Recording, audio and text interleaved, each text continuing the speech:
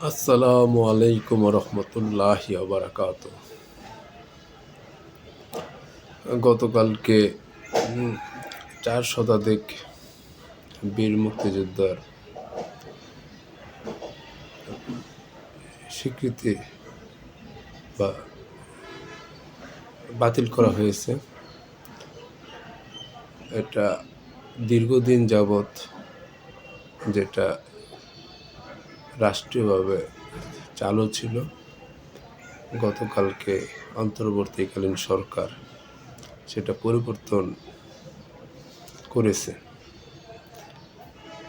এখন আমার বাংলাদেশ নেজাম ইসলাম পার্টির পক্ষ থেকে আমাদের যে প্রশ্ন, রাষ্ট্রীয় ক্ষমতায় থাকলে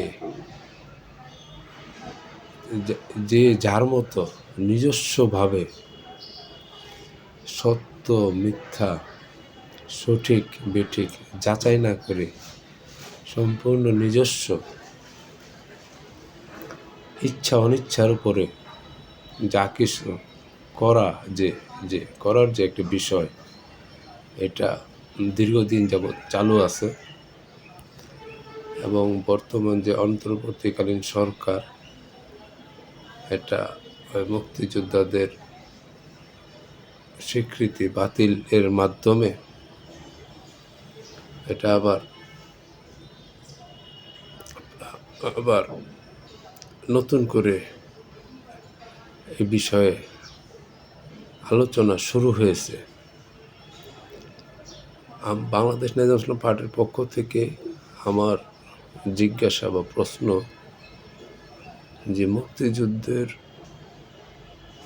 যারা 70-এর নির্বাচনে 1970 সালে যারা নির্বাচনে অংশগ্রহণ করেছেন এবং বিজয়ী হয়েছেন, যদি পাকিস্তান সরকার তৎকালীন তারা যদি ক্ষমতা দিয়ে দিত, তখন তো যারা বিজয়ী হয়েছে তারা তো ওইভাবে পূর্ব পাকিস্তানের তারা সংসদ সদস্য হিসাবে দায়িত্ব পালন করত। তখন কিন্তু স্বাধীন বাংলাদেশের ব্যাপারে কোনো প্রশ্ন উঠত না বা আন্দোলনও হতো না। যেহেতু 70-এর নির্বাচনে অংশগ্রহণ করার বিজয়ী হওয়ার কারণে ক্ষমতা দেয়া হয়নি, সেই ক্ষেত্রেই সবার মনে একটা অসন্তোষ দেখা দিয়েছে। সে আন্দোলনেও একটা জোরালো ভাব মুক্তিযুদ্ধের দিকে ধাবিত হয়েছে। এখন 70-এর নির্বাচনে অংশগ্রহণকারীরা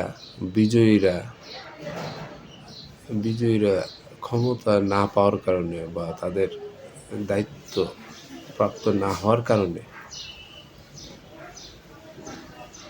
এই মুক্তিযুদ্ধের আন্দোলনের জোরদার, এটা কিন্তু মুক্তিযুদ্ধ কিন্তু পরিকল্পিতভাবে ছিল কি না, এটা আসলে একটা বড় প্রশ্ন হয়ে দেখা দিয়েছে।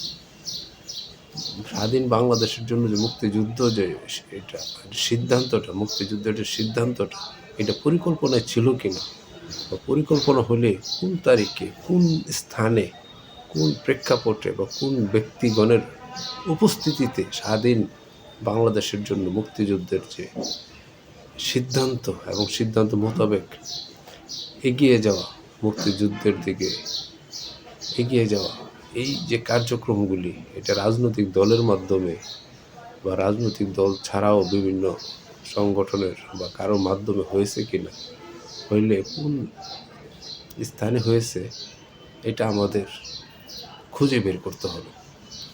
সবচেয়ে বড় কথা হলো যে স্বাধীন বাংলাদেশের জন্য যে মুক্তিযুদ্ধ, এটা সিদ্ধান্তের দিনটা সিদ্ধান্তের লিখিতভাবে নেওয়া হয়েছিল কিনা বা কার উপস্থিতিতে, এটা অত্যন্ত গুরুত্বপূর্ণ একটা বিষয়। আমরা যদি 24-এর গণ অভ্যুত্থানের দিনে তাকাই, সেখানে কিন্তু রাজনৈতিক দলগুলো কিন্তু একটু দূরে ছিল আন্দোলনেতে। পরোক্ষভাবে সবগুলি রাজনৈতিক দলেরই সম্মতি ছিল এবং রাজনৈতিক দলের যারা কর্মী ছিলেন তারাও আন্দোলনে অংশগ্রহণ করছে, এ ব্যাপারে কোনো দ্বিমত নাই। কিন্তু 1971 সালেও এই যে মুক্তিযুদ্ধ সময় যে মুক্তিযুদ্ধ যে সংগঠিত হয়েছে, দলমত নির্বিশেষে সমস্ত বাংলাদেশ পূর্ব পাকিস্তানের নাগরিক যারা ছিলেন, সেখানে কিন্তু রাজনৈতিক দলগুলোও কিন্তু তখন কিন্তু তাদের কার্যক্রম আর 24-এর যে গণ-অভ্যুত্থানের কার্যক্রম, রাজনৈতিক দলগুলোর যে অবস্থান, এটা কিন্তু আমার মনে হয় যে একই রকম ছিল।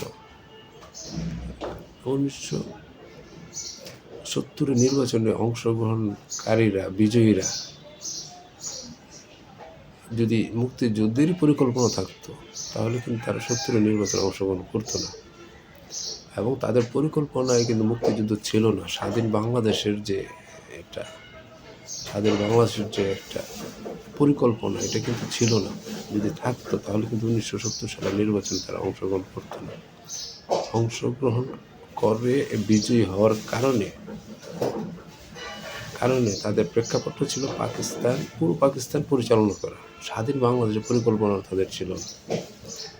যাই হোক, এখন আমার মনে যে প্রশ্ন, যে রাষ্ট্রীয় ক্ষমতা, এই যে ক্ষমতায় যাওয়ার কারণে যা কিছু সম্ভব, যা কিছু করা, সত্য মিথ্যার ধার বিচার না করে, যাচাই না করে যা ইচ্ছা তা করার যে সিস্টেমটা, এটা আমাদের পরিবর্তন আনতে হবে।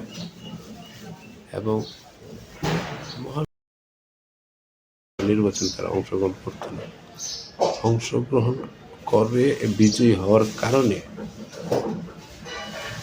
তাদের প্রেক্ষাপট ছিল পুরো পাকিস্তান পরিচালনা করা। স্বাধীন বাংলাদেশের পরিকল্পনা তাদের ছিল না। যাই হোক, এখন আমার মনে যে প্রশ্ন, যে রাষ্ট্রীয় ক্ষমতা, এই যে ক্ষমতায় যাওয়ার কারণে যা কিছু সম্ভব, যা কিছু করা, সত্য মিথ্যার ধার বিচার না করে, যাচাই না করে যা ইচ্ছা তা করার যে সিস্টেমটা, এটা আমাদের পরিবর্তন আনতে হবে। এবং মহান মুক্তিযুদ্ধে এত লাখ লাখ শহীদের ত্যাগের বিনিময়ে মুক্তিযুদ্ধ হলো, এটা নিয়ে এই যে রাষ্ট্রীয়ভাবে যে প্রোপাগান্ডা,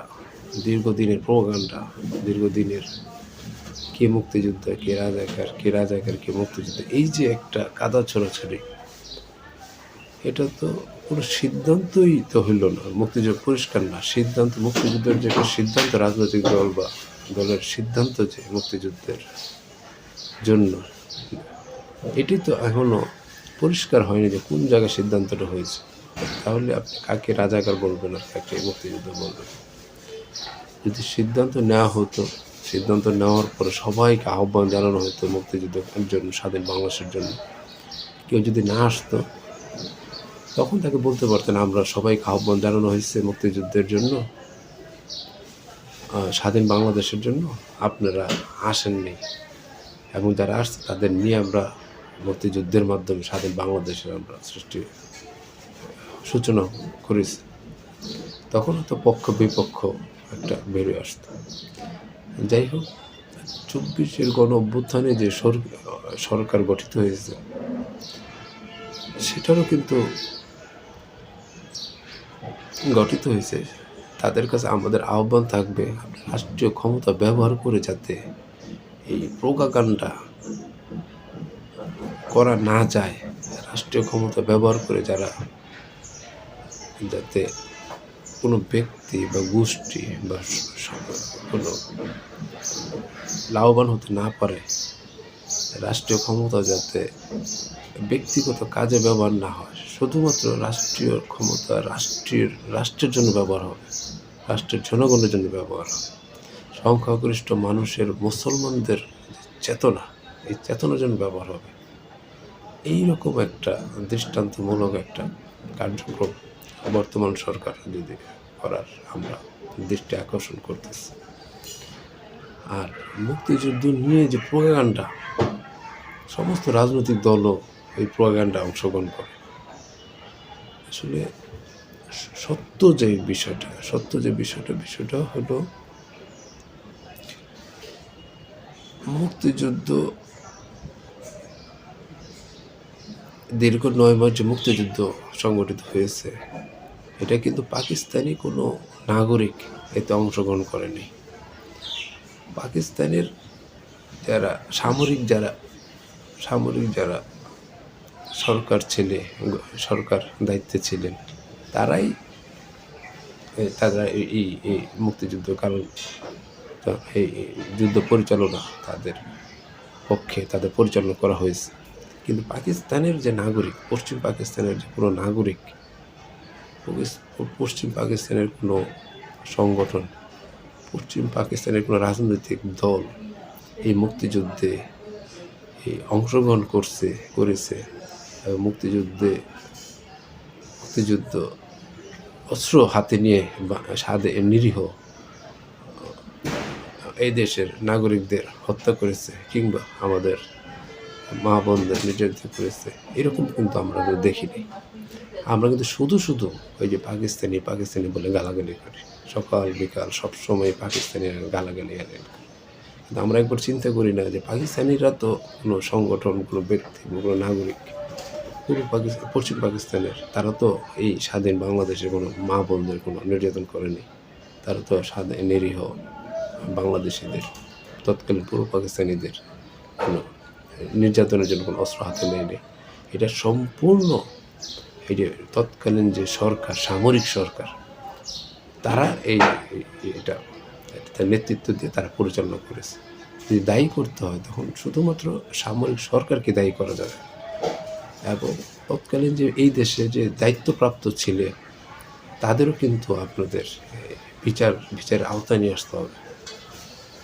এই তৎকালীন পূর্ব পাকিস্তানে যারা সরকারিভাবে দায়িত্বপ্রাপ্ত ছিল, তারা তাদের দায়িত্ব যদি সঠিকভাবে পালন করতো, তাহলে কিন্তু নির্যাতনটা আর হতো না।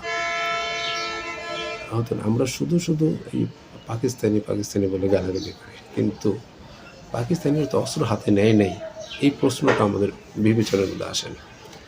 যাই হোক, আমি অন্তর্বর্তী সরকারকে আমরা বলবো, বাংলাদেশ ন্যাশনাল পার্টির পক্ষ থেকে, সরকারের যেই থাকুক, যে কোনো ব্যক্তি বা দল বা সরকারে যাক, দায়িত্ব পালন করুক, কিন্তু তারা যাতে এই নিজেদের মতো করে সত্য মিথ্যা যাচাই না করে একটা প্রোপাগান্ডা চালাতে না পারে,